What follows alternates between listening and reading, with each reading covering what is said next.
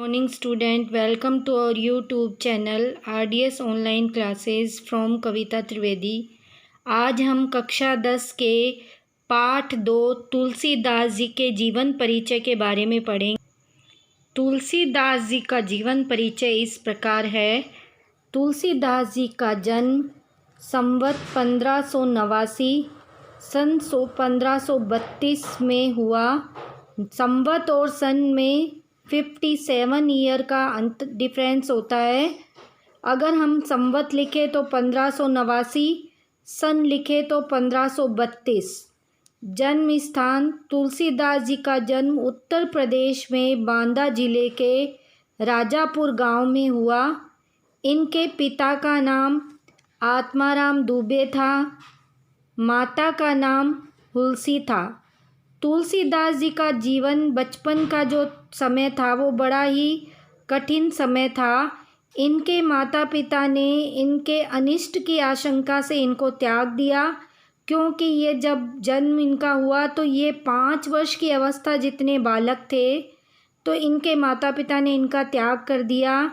बाद में इनकी मुनिया नामक दासी ने इनका पालन पोषण किया। इनके गुरु का नाम नरहरि दास था और पालन पोषण करने वाली मुनिया नामक सेविका थी, उसी ने इनका पालन पोषण किया। इनकी पत्नी का नाम रत्नावली था। इनकी भाषा अवधी और ब्रज दोनों भाषाओं में इनके ग्रंथ मिलते हैं। इनके काव्य की विशेषताएं या काव्य का विषय, इनके काव्य का विषय राम भक्ति, राम का आदर्श रूप, लोक मंगल की भावना, समन्वयवादी भावना, समन्वय की विराट चेष्टा। समन्वय यानी सबको मिलाकर चलना, सभी चीज़ को मिलाकर चलने की विराट चेष्टा इनके काव्य में दिखती है।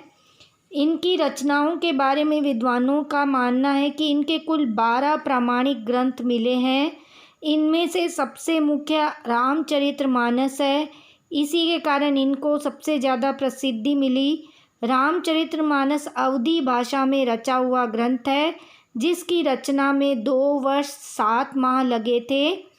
इसके अलावा विनय पत्रिका जो ब्रज भाषा का ग्रंथ है, कवितावली, दोहावली, गीतावली, ये भी इनके ब्रज भाषा के ग्रंथ है।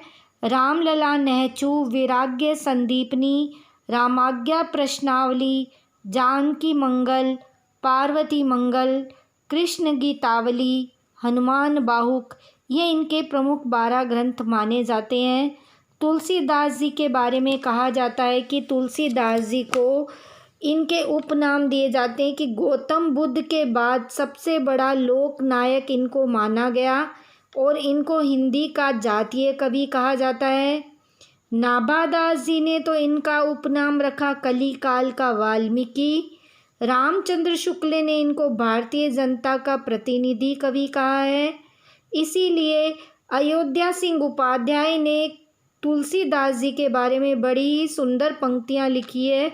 उन्होंने लिखा है, कविता करके तुलसी न लसे, कविता लसी पा तुलसी की कला। अर्थात कविता का रचना करके तुलसीदास जी की शोभा नहीं हुई, बल्कि कविता की शोभा हुई है तुलसीदास जी जैसे महान कवि के द्वारा लिखे जाने पर। इनके प्रमुख अलंकार उपमा, रूपक और उत्प्रेक्षा है। तुलसीदास जी की मृत्यु के बारे में भी एक दोहा कहा जाता है। इनकी मृत्यु संवत 1680 में हुई और अगर हम सन देखते हैं तो 1623 में।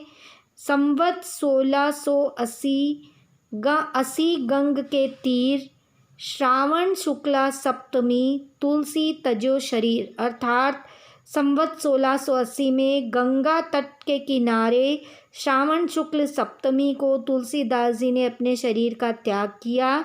तो इस प्रकार तुलसीदास जी का ये संपूर्ण कवि परिचय है।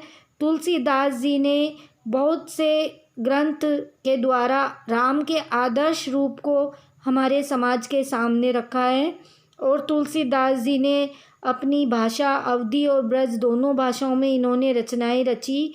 रामचरितमानस जो प्रत्येक हिंदू परिवार में एक पवित्र ग्रंथ के रूप में माना जाता है, वही तुलसीदास जी के द्वारा लिखित ग्रंथ है। उसी के कारण उनको सबसे बड़ी प्रसिद्धि मिली। तो इस प्रकार ये तुलसीदास जी का कवि परिचय है।